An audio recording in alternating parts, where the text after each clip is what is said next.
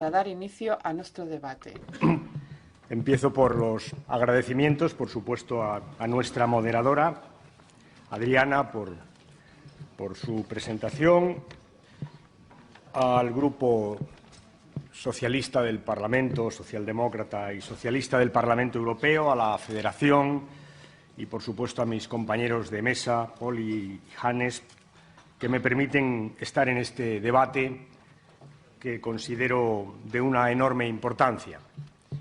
Les haré algunos planteamientos muy generales, muy básicos, desde un doble punto de vista. Desde un punto de vista más político que económico. Entiendo que el día ha sido muy denso en economistas.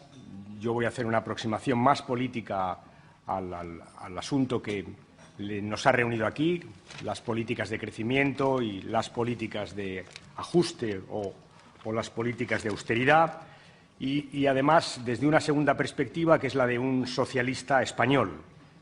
Como se ha recordado por parte de Adriana, España es un país que está sufriendo de forma especialmente aguda las consecuencias de una política económica de austeridad suicida, que es la que creo que en este momento está practicando la Unión Europea. Quiero decir que agradezco la convocatoria de este seminario e incluso el título de este seminario. Se llama Austeridad fallida, porque es verdad que lo primero que tengo que decir es que cuando abordamos este problema de la austeridad tenemos que tener cuidado con el término. Nadie, en su sano juicio, admite que no es bueno ser austero. Ser austero es muy bueno. Y lo contrario de ser austero es ser una persona que despilfarra. Y, por tanto, admitamos que cuando nos oponemos a la austeridad tenemos que hacerlo con un cierto cuidado. Hay que ponerle algún apellido a la austeridad. Y este de austeridad fallida me parece un buen apellido. Podríamos utilizar austeridad suicida, austeridad autodestructiva, o podríamos ponerlo en positivo, como a veces se ha hecho también desde el Parlamento y de la Comisión Europea, austeridad inteligente. Pero me parece fundamental empezar por ahí. Para discutir la austeridad, primero hay que hablar de qué tipo de austeridad. Y, en segundo lugar, hay que también discutir la eficacia económica de la austeridad, porque a los países del sur de Europa, en nombre de los cuales puedo esta tarde seguramente hablar, de Portugal, de Italia, de Grecia y de España, se nos ha explicado por activa y por pasiva que la austeridad es buena porque es la forma de salir de la crisis económica. O dicho de otra forma, que para combatir nuestra deuda y nuestro déficit excesivos tenemos que hacer un ejercicio de austeridad intensivo y que después conseguiremos crecer y crear empleo. Y el problema de estas afirmaciones que se han hecho de forma rotunda y sistemática en Europa después de la crisis de Grecia y con especial hincapié después de la crisis de deuda de agosto del 2011, el problema es que la eficacia práctica de esta política ya sabemos que es poco menos que nula. No voy a hablar de España, voy a hablar de Portugal, que es seguramente el alumno modelo de la Unión Europea, y no hay más que ver los datos económicos para darnos cuenta de que esta receta de austeridad a ultranza no ha funcionado. No lo ha hecho en Grecia, no lo está haciendo en España y no lo ha hecho en Italia. Los datos de la propia Unión Europea, los datos de esta misma mañana del Banco Central demuestran que esta política no funciona. Además, el Fondo Monetario Internacional ya nos ha recordado también en varias ocasiones, la última vez hace muy pocos meses, que un ejercicio de austeridad compulsiva en una economía sobreendeudada y con un problema financiero grave no conduce sino justamente a más recesión, es decir, a lo contrario de lo que se pretende, a más deuda y a más déficit. Esto convendría dejarlo muy claro. Nos oponemos a la austeridad compulsiva porque entendemos que su eficacia para conseguir lo que pretendemos, que es salir de la crisis económica, es negativa, que su eficacia no existe y que los datos de nuestras economías y de la zona euro demuestran hasta qué punto esta es una política equivocada. Una política equivocada que no entiende que la lucha contra el déficit y contra la deuda no es una carrera de velocidad, como se ha encargado de decirnos el economista jefe del Fondo Monetario Internacional, el señor Blanchard, no es una carrera de velocidad, sino más bien una carrera de fondo. Y desde esta perspectiva conviene recordarle a la Unión Europea y al Banco Central estos rudimentos de la economía y, sobre todo, el efecto práctico que esta política ha tenido en los países del sur para decirles que tienen que cambiar. A uno le sorprende escuchar al comisario Olli Rehn presentar los datos de crecimiento, las previsiones para el 2013 y para el 2014, que son unos datos muy negativos, y a continuación no decir nada respecto al cambio de su política económica. Es decir, es algo así como nos hemos equivocado, y aquí tienen ustedes las previsiones, pero lejos de corregir, lo que tenemos que hacer es incrementar esta política de austeridad compulsiva. Tengo que decirles que es algo incomprensible. Es algo incomprensible. Y además que tiene efectos muy negativos. Verán, España, como diría al final de mi intervención, está pidiendo, como muchos países del sur de Europa, que nos flexibilicen el calendario de ajuste del déficit. Y es verdad que la Unión Europea se opone o por lo menos no lo quiere hacer sin antes entrar en una negociación con los gobiernos respecto a las condiciones. Pero, saben, todo el mundo, incluidos los mercados, que leen, por supuesto, las cifras económicas, ya sabían que España no podría cumplir los objetivos de déficit que se revisaron este año. Todo el mundo lo sabía. Y que es probable que los que nos pongan para el año que viene, aunque hagamos un esfuerzo muy serio, no los vamos a poder cumplir. Todo el mundo lo sabe. La impresión que en España tenemos y en muchos otros países es que nos fijan unos objetivos muy altos porque no se fían de lo que podamos hacer. Es algo así como les vamos a tener muy apretados porque no nos fiamos de que estos europeos del sur no se gasten más de lo que tienen. Y esta desconfianza es tremenda para nuestros países y es tremenda para la Unión Europea.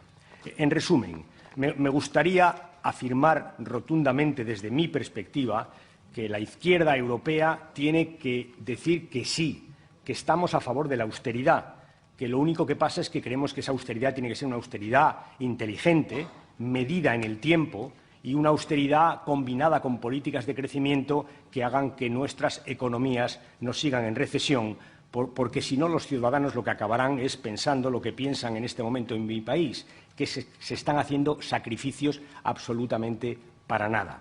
Y convendría recordarle a la Unión Europea que este es un sentimiento generalizado, porque la consecuencia política de esta situación no es otra que una fractura importantísima entre el norte y el sur, una fractura que está ahí, que es evidente y que pesa como una losa sobre los partidos que defendemos la Unión Europea en los países del sur. Se ha instalado, y desgraciadamente esto está muy instalado, en el norte la idea de que el sur es más bien ¿cómo les diría?, poco trabajador y amante del gasto, mientras que en el sur se ha instalado la idea de que en el norte nos castigan y de que en el norte hay una especie de afán punitivo por recordarnos que nos hemos gastado el dinero que no teníamos y que tenemos que purgar y sufrir un poco para poder salir de la crisis económica. Esta fractura entre el norte y el sur, que es una fractura entre ricos y menos ricos, creo que está provocando un daño increíble en la Unión Europea y, sobre todo, en los pesimistas que están creciendo de día en día. Es una fractura que además se añade a otra fundamental que tiene que ver con la credibilidad de la Unión Europea. Piensen ustedes que tanto los países del norte como los del sur practican una política consistente en echarle la culpa a Bruselas de todas las cosas que tienen que hacer y que se supone que a sus ciudadanos no les gustan que hagan. Por ejemplo, cuando Angela Merkel tiene que defender determinadas políticas de solidaridad con el sur, siempre mira de reojo a Bruselas y dice que es Bruselas y la Unión Europea la que está jugando a un ejercicio de solidaridad, que ella sería mucho más dura y que en todo caso va a procurar que este dinero se gaste bien y a sentarse encima de las finanzas de aquellos que lo reciben. La culpa la tiene Bruselas. Y cuando mi presidente del Gobierno, Mariano Rajoy, explica a los españoles que tiene que hacer ajustes muy dolorosos, siempre es Bruselas el que tiene la culpa. El resultado de este doble juego, de la fractura norte-sur y de esta permanencia, de esta insistencia en echar la culpa a Bruselas, es que la idea de la Unión Europea se está resquebrajando a toda velocidad y que países como el mío, como España, Países muy partidarios de la Unión Europea hoy tienen hacia Europa un sentimiento ambivalente.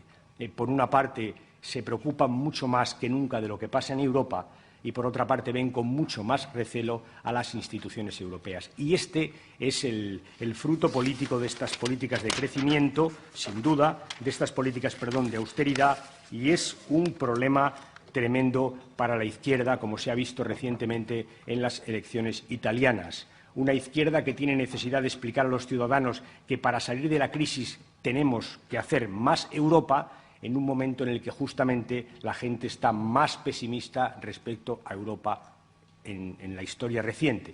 Hay una contradicción entre la necesidad de avanzar en más Europa y la necesidad de convencer a los ciudadanos de que eso merece la pena, porque la gente tiene un enorme recelo, ¿no? Nunca necesitamos más la confianza en Europa que ahora y probablemente nunca tuvimos menos. Hablo de España y creo que se puede generalizar a Portugal o a Italia, como acaban de comprobar en las recientes elecciones. En resumen, y voy terminando ya, para la izquierda del sur de Europa, que es a la que he tratado de reflejar aquí, hace falta explicar, tenemos que ser muy contundentes en explicar que no se trata solo de más Europa, sino que fundamentalmente tenemos que hablar de otra Europa. Y eso pasa, entre otras cosas, por recordar que aquí, en este Parlamento, de la mano de los grupos de izquierdas, han surgido algunas de las iniciativas que desde el punto de vista del crecimiento económico están teniendo más importancia, empezando por la propia palabra crecimiento, que se plantea en el Consejo de la Unión Europea por primera vez cuando llega Hollande. Es en junio del año pasado, por primera vez cuando la palabra crecimiento aparece en un Consejo Europeo, aunque es verdad que lo que allí se aprobó, como se ha recordado en la mesa anterior, tiene poca viabilidad práctica. Recordando que ha sido aquí, en este grupo, en el que se ha cocido la iniciativa de la tasa de transacciones financieras, es este grupo el que propuso la entrada del crecimiento en el two-pack o en el six-pack, es este grupo el que ha defendido con rotundidad desde hace mucho tiempo un plan de empleo juvenil, es este grupo el que tiene alguna de las iniciativas más notables en este sentido. Y termino ya diciendo ¿qué espera un país como España o como Portugal o como Italia de Europa en materia de crecimiento, por contraponer crecimiento con austeridad? ¿Qué esperamos de Europa?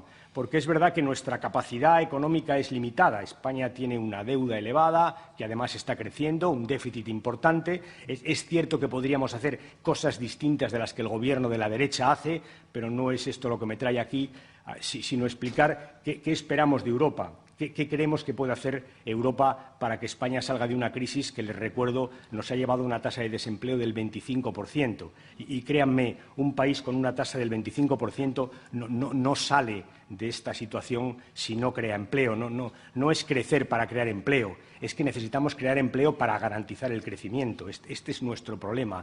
Y para eso hace falta impulsos exteriores al margen de los cambios en política económica interna que procede y que no voy a comentar aquí. ¿Qué esperamos de Europa? Esperamos al menos 5 cosas. Y termino ya, y creo que esto, repito, lo podría suscribir mi colega portugués sin ninguna duda. Primero, un calendario de déficit que podamos cumplir, que sea realista y que nos permita efectivamente cumplir como queremos y al mismo tiempo una capacidad de maniobra interna presupuestaria para combinar estos ajustes con políticas de crecimiento. Un calendario distinto de aplicación del objetivo de déficit. En segundo lugar, necesitamos un presupuesto europeo distinto, diferente. Un presupuesto europeo que justamente se formule desde un paradigma alternativo al que la derecha está defendiendo en mi país y fuera de mi país. Porque la derecha dice algo así como no podemos aprobar un presupuesto europeo que crece mientras los países aprueban presupuestos europeos que decrecen. Y creo que justamente es lo contrario. Puesto que los países están aprobando presupuestos restrictivos, Europa tiene que hacer un presupuesto expansivo para poder facilitar el crecimiento, la investigación, la educación, estas cosas que están ustedes discutiendo de aquí a los próximos meses. En tercer lugar, necesitamos que el BCE cambie su política económica. Y esto que creo que se entiende bastante bien.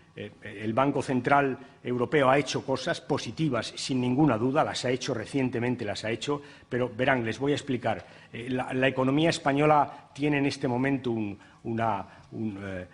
350 de prima de riesgo respecto a la economía alemana, 350 puntos básicos. Eso quiere decir que nos estamos financiando por encima del 5%. Y a mí no me cuesta nada decir, aunque sea delante de las cámaras de televisión, que una economía como la española no puede salir de la crisis financiándonos por encima del 5%, porque es que lo que nos crecen los intereses se lleva por delante todos los ajustes y todos los esfuerzos que estamos haciendo. El Banco Central tiene que tener en cuenta esta situación, como tiene que tener en cuenta la fortaleza del euro. El otro día la canciller alemana dijo algo que me sorprendió mucho. Dijo algo así como: yo quiero un euro fuerte, aunque eso funda como el hielo las políticas de ajuste que están haciendo los países del sur de Europa. Bueno, creo que se comenta por sí solo. Si estamos ganando competitividad, haciendo un esfuerzo muy grande de bajar salarios y tenemos un euro que crece en fortaleza, pues ciertamente estamos haciendo un mal negocio desde la perspectiva de los trabajadores españoles y del conjunto de España. Por tanto, el BCE tiene que plantearse la fortaleza del euro y su política monetaria. En cuarto lugar, tenemos sin duda que hablar del BEI, del Banco Europeo de Inversiones. No me extiendo, creo que esto también se comentaba en la mesa anterior. Y finalmente hay que pedirle a la zona euro en su conjunto que se comporte como una zona. Y, por tanto, hay que pedirles a los países que tienen margen de maniobra, que lo tienen, que, por favor, que tienen de la economía de los países que tenemos que hacer ajustes justamente porque ellos nos lo están pidiendo. Y no es irracional pedirle a Alemania que se preocupe por el crecimiento de España. En última instancia, es también una garantía para su propio crecimiento a medio y a corto plazo. Termino ya agradeciéndoles la atención que me han prestado. He procurado definir algunos elementos que me preocupan de esta política de austeridad, contraponerlos con las políticas de crecimiento, explicarles cómo se sienten los países del sur de Europa, los problemas políticos que surgen de esos sentimientos y qué necesitamos de una Europa que está en crisis. Creo que decía Jean Monnet que Europa se construye en las crisis. Y decía algo más importante, que son las soluciones a las crisis las que construyen Europa. Pues bien, creo que en este momento estamos en una coyuntura especialmente delicada y según las soluciones que apliquemos, la Europa que saldrá de la crisis será una que nos gusta o otra en la que nunca queríamos estar. Y esta es la disyuntiva que nos estamos jugando. No es solo el crecimiento de nuestras economías, es también el futuro de esta Europa en la que los españoles tanto y tanto creímos durante muchos años de nuestra historia. Nada más, muchísimas gracias.